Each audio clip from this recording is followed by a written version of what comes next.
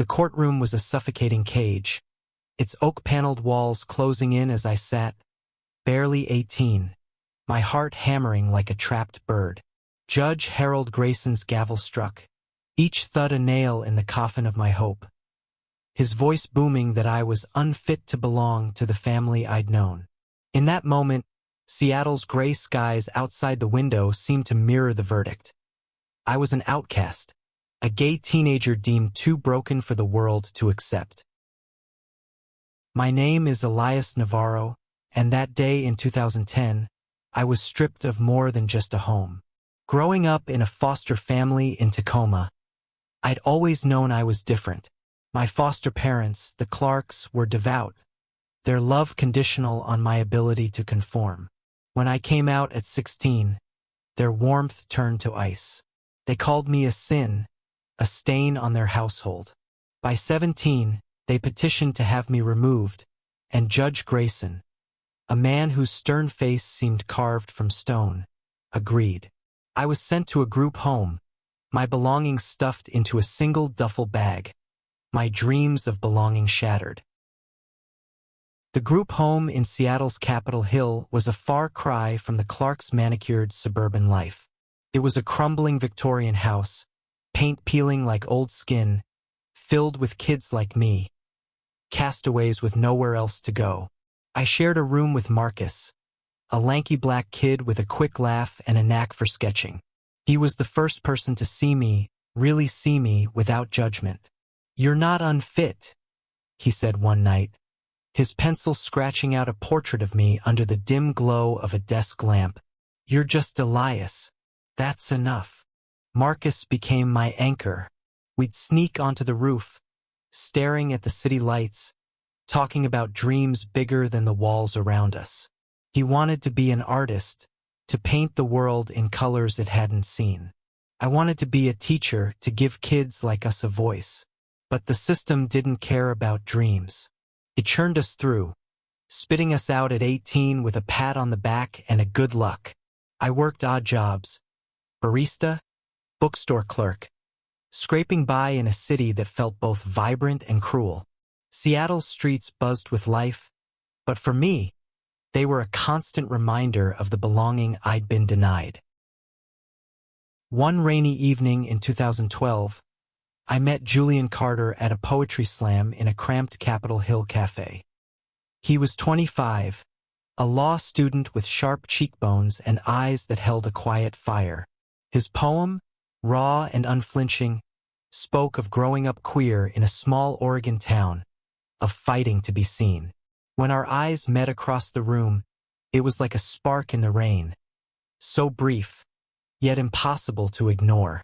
We talked until the cafe closed, our words tumbling over each other, his laughter a melody I hadn't known I needed. Julian was different.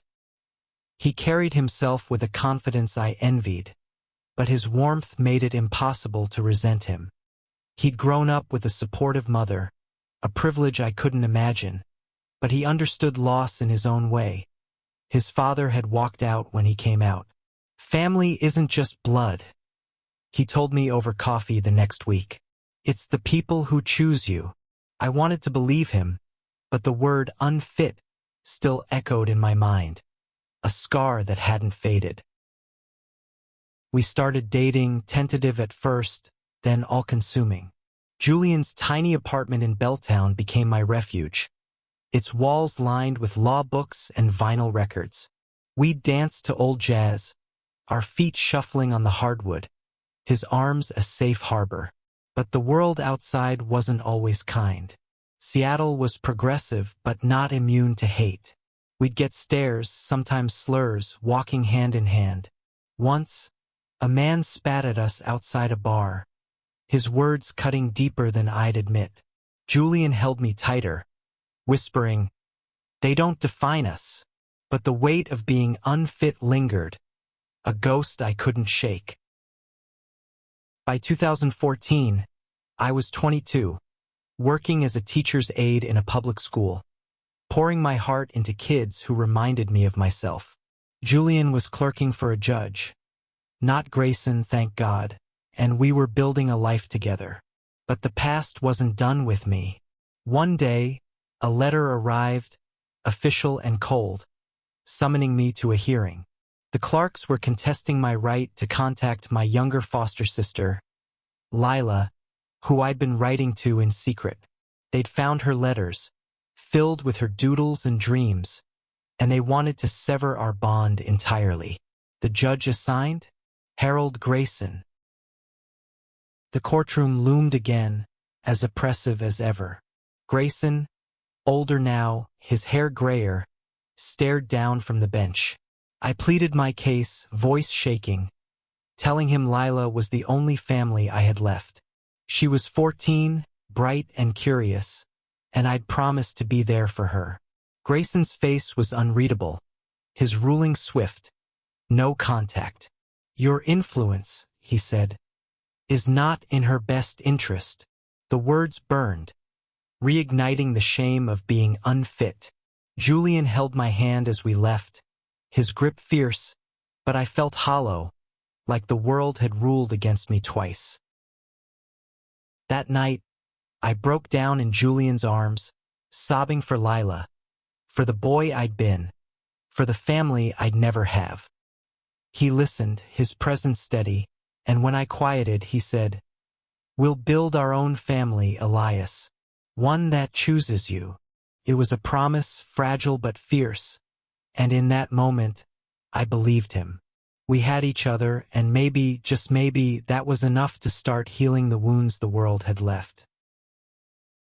The years after Grayson's second ruling were a slow climb. Seattle's rhythm, its drizzle, its coffee shops, its pulse of progress, became my backdrop as I fought to redefine myself. Julian and I moved into a small house in Fremont, a quirky neighborhood where artists and dreamers thrived. Our home was modest, with creaky floors and a tiny garden, but it was ours. We filled it with laughter, late-night debates, and the kind of love that felt like defiance against a world that had once rejected me. I threw myself into my work at the school. The kids, especially the quiet ones, the ones who hid in the corners of the playground, became my purpose. I saw myself in their eyes, the fear of not fitting, the ache for acceptance. I started an after-school club for them, a safe space to talk, draw, or just be.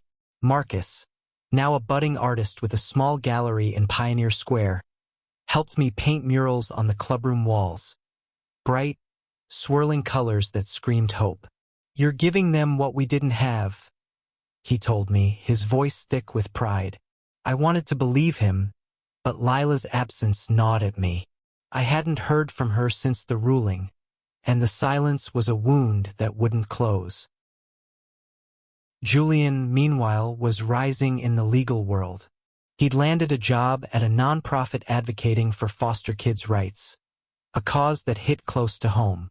He'd come home late, tie loosened, eyes blazing with stories of kids he'd helped, cases he'd won. But he always made time for me, for us. One night, under the glow of fairy lights in our garden, he got down on one knee. "Elias Navarro," he said, his voice steady despite the tremor in his hands. "Will you marry me?" The ring was simple, silver, etched with a tiny star, a nod to the nights we'd spent dreaming under the sky. I said yes, tears blurring my vision, and for the first time, Unfit felt like a distant memory.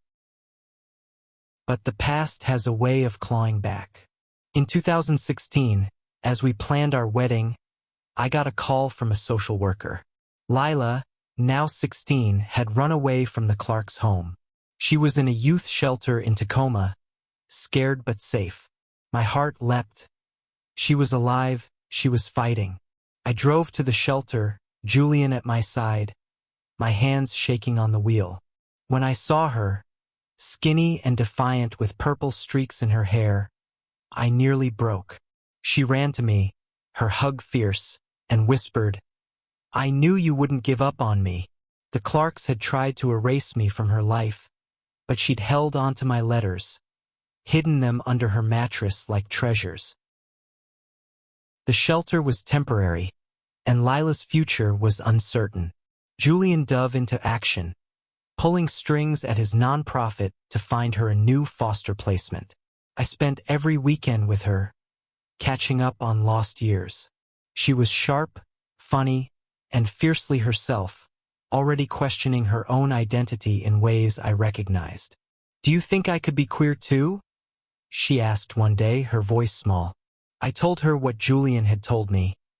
"You get to decide who you are, and whoever that is, I'm here." Her smile, tentative but real, was worth every fight I'd endured.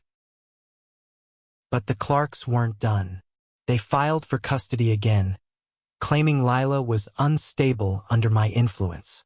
Another hearing loomed, and when I saw the judge's name, Harold Grayson, my stomach dropped. The man who'd branded me unfit twice now held Lila's fate. Julian prepared me, his legal mind sharp, but I could see the worry in his eyes. "We'll fight this," he promised. Together. The night before the hearing, we sat in our garden, his hand in mine, the star-etched ring glinting under the moon. I didn't know if we'd win, but for the first time, I felt like I wasn't fighting alone. The courtroom was the same, its air heavy with judgment. Grayson, now in his 60s, looked worn but no less imposing. I testified, my voice steadier than before, telling him about Lila, about the murals, about the family we were building. Julian argued with precision, citing laws and precedents, his passion a quiet fire. Lila spoke too, her voice shaking but clear.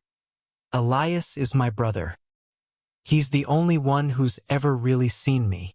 Grayson listened, his face unreadable, and when he adjourned the hearing without a ruling, I felt the old fear creep back. Had I failed her again? Days later, a letter arrived. Grayson had ruled in our favor. Lila could stay in her new foster home, with visitation rights for me. It wasn't full custody, but it was a start. Julian read the letter aloud, his voice cracking, and we held each other, the weight of the victory sinking in. For the first time, I felt like the world might bend toward justice. But Grayson's ruling came with a note, handwritten, that stopped me cold. "I've seen you grow, Mr. Navarro. I may have been wrong." It wasn't an apology, but it was something. A crack in the stone.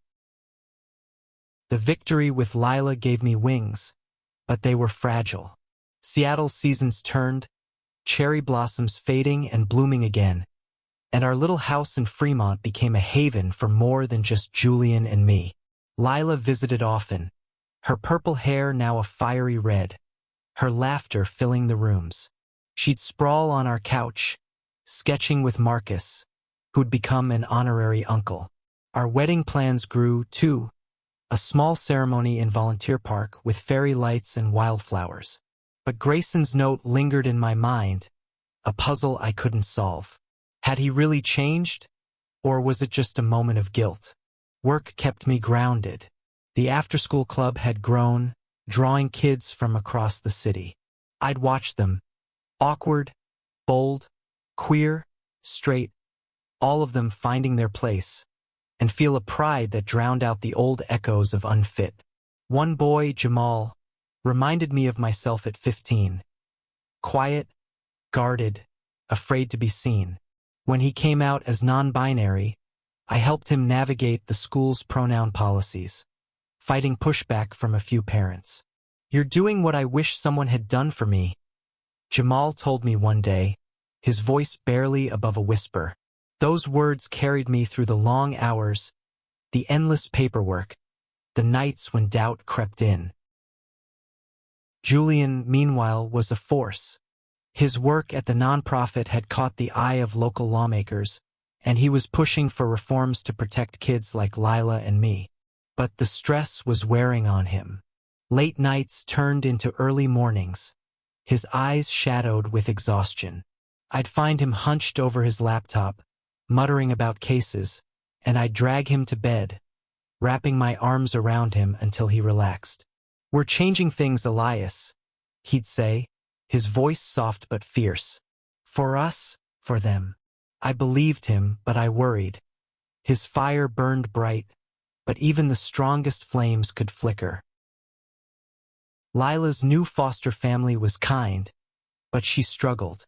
She'd call me late at night, voice thick with tears, saying she felt like she didn't belong anywhere.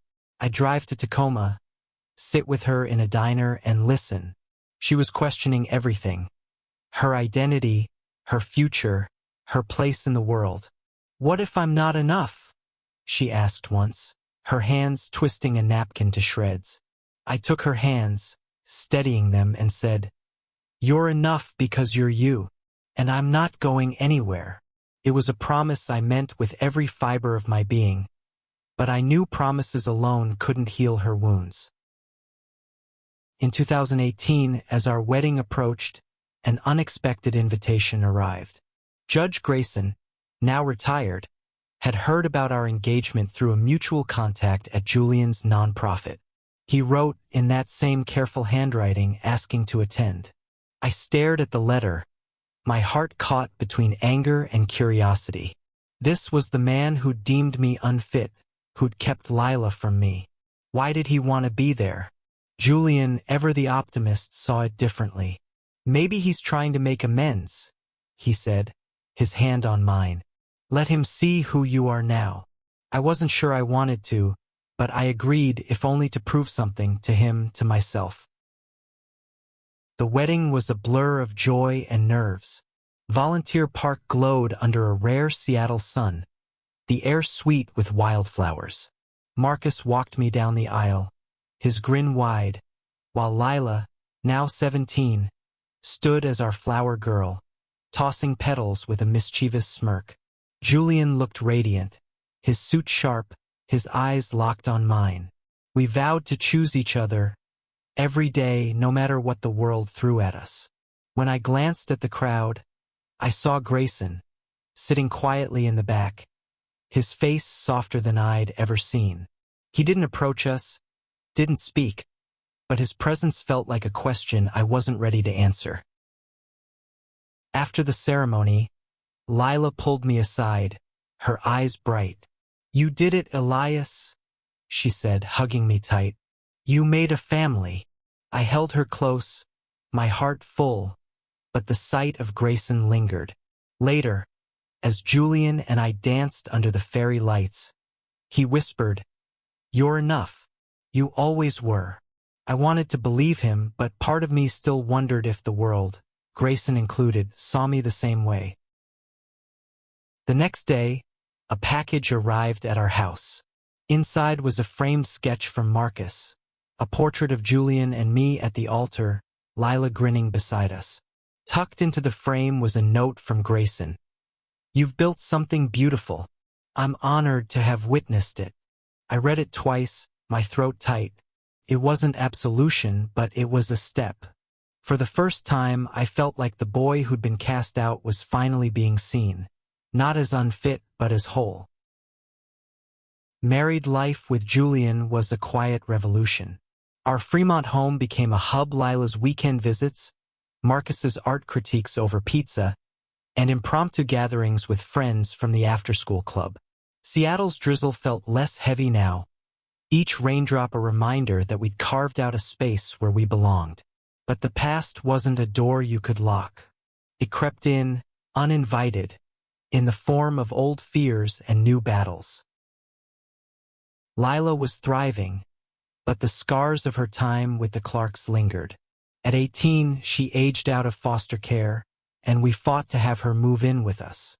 Julian's legal expertise made it possible, and soon, her sketches covered our fridge, her laughter a constant in our home. But she carried a weight I recognized: doubt, fear of rejection. She'd come out as bisexual, and while we celebrated her, she worried about the world's judgment. "What if they don't accept me?" she asked one night, curled up on our couch. I knelt beside her, meeting her eyes. "Then we find the ones who do," I said. "And we keep fighting." Her nod was small, but it was enough. Work was my battlefield. The school board, under pressure from a vocal group of parents, threatened to shut down the after-school club. They called it divisive, a code word for anything that dared to embrace queer kids. I rallied the kids, their parents, even Marcus, who painted a mural outside the school that read, "Love wins always," in bold, defiant colors. We packed the board meeting, kids like Jamal speaking with a courage that humbled me. "This club saved me," Jamal said, their voice steady. "Don't take it away." The board relented, but the fight left me drained, the word unfit echoing faintly in the back of my mind. Julian was my rock, but he was fraying too. His nonprofit had taken on a high-profile case, a foster kid denied adoption because of their trans identity. He poured himself into it, working late, his passion bordering on obsession. I'd find him asleep at his desk, papers scattered, and I'd guide him to bed, worried about the toll it was taking. "I can't let them down," he'd murmur half asleep. I understood, but I missed the nights we danced to jazz, the moments when the world felt small in ours. Then came the call that shook us. Grayson, now fully retired, had been diagnosed with cancer. He'd reached out through a mutual contact, asking to meet. I didn't want to go. The man had shaped my pain, his rulings a shadow over my life. But Julian, ever the bridge builder, convinced me. "You don't owe him anything," he said, "but maybe you owe yourself closure." So we went, driving to Grayson's home in Queen Anne, a stately house that felt like a relic of his old authority.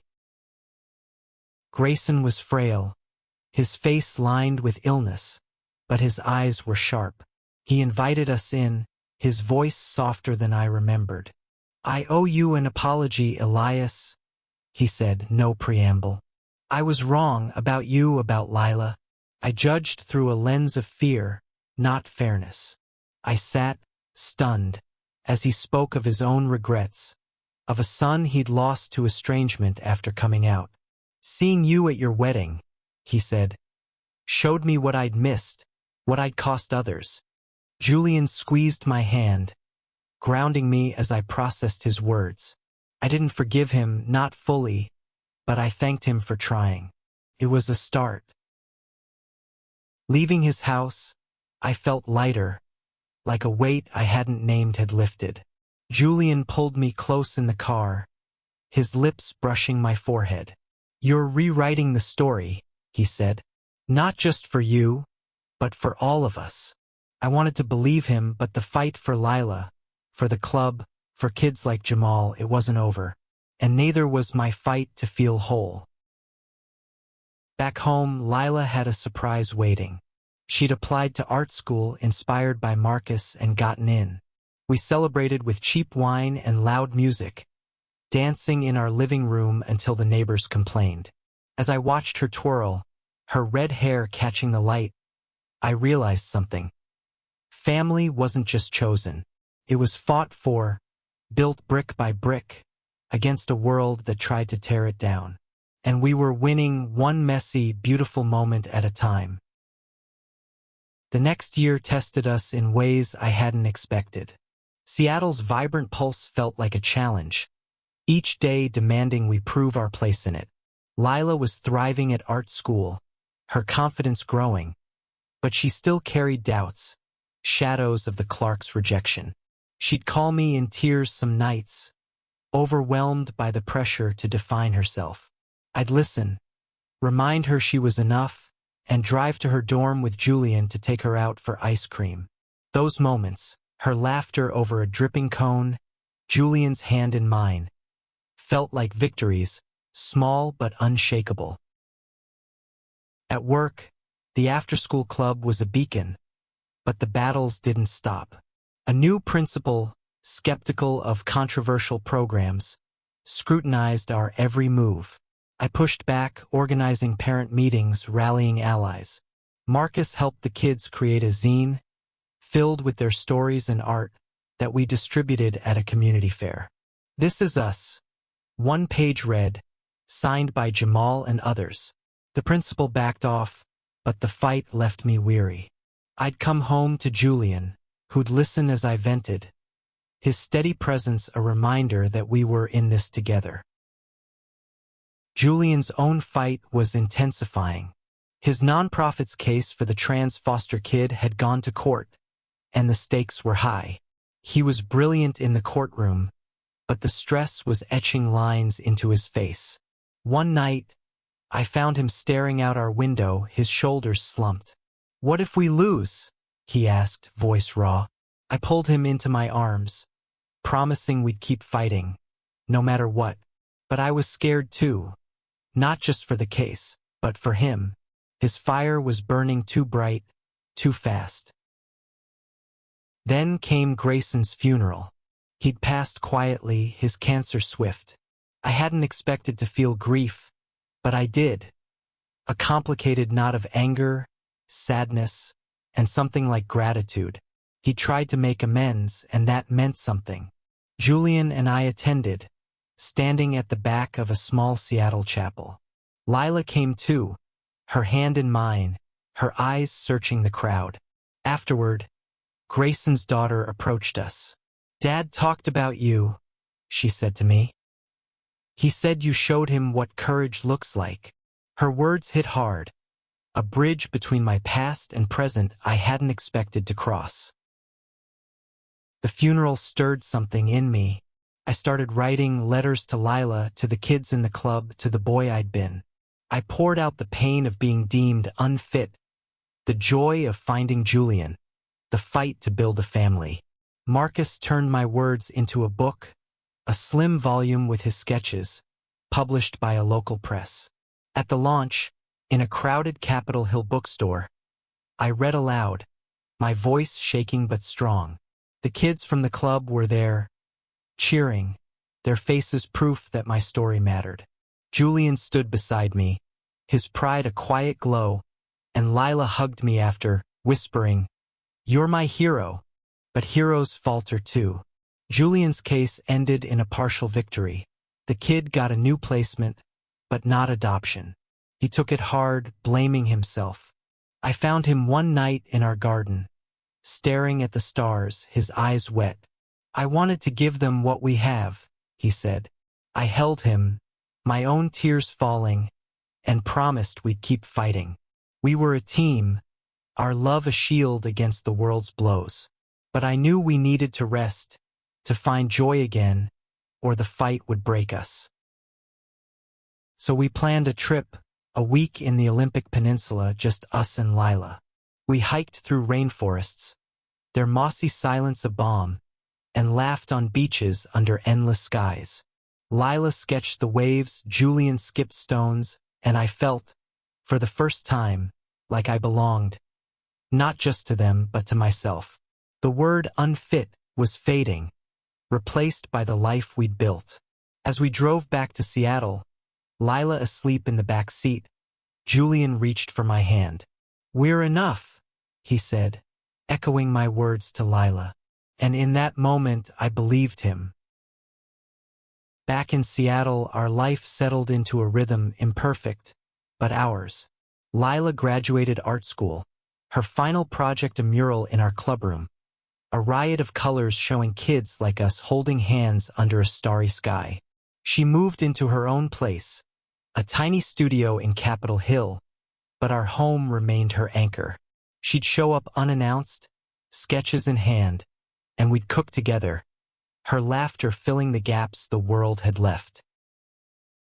The after-school club became a citywide model, with other schools asking for my help to start their own. I trained teachers, shared our zine, and watched kids like Jamal grow into leaders. But the work wasn't without cost. Late nights planning, fighting bureaucracy, left me drained. Julian noticed, pulling me into slow dances in our living room to remind me to breathe. "You're changing the world," he'd say, his lips against my temple. "But don't forget us." His words kept me grounded, a reminder that our love was the root of everything. Julian's nonprofit grew too, securing funding for more foster kid cases. He was calmer now, pacing himself, and we found time for the little things. Coffee dates, hikes, nights with Marcus and Lila. But the biggest surprise came in 2023, when Lila announced she was engaged to a quiet, kind woman named Aisha. They'd met at art school, their love a slow bloom. "You showed me it was possible," Lila told me, her eyes shining.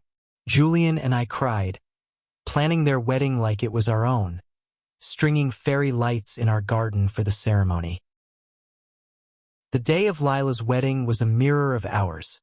Volunteer park, wildflowers, and a crowd of chosen family. I walked her down the aisle, my heart full, and Julian stood beside me, his hand in mine. As Lila and Aisha vowed to love each other, I caught a familiar face in the crowd. Grayson's daughter, there to honor her father's change of heart.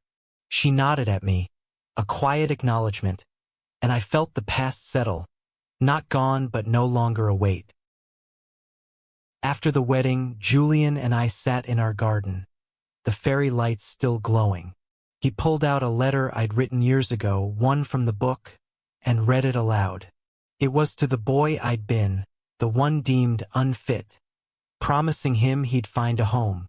"You kept that promise," Julian said, his voice thick. I kissed him, tears falling, and realized he was right.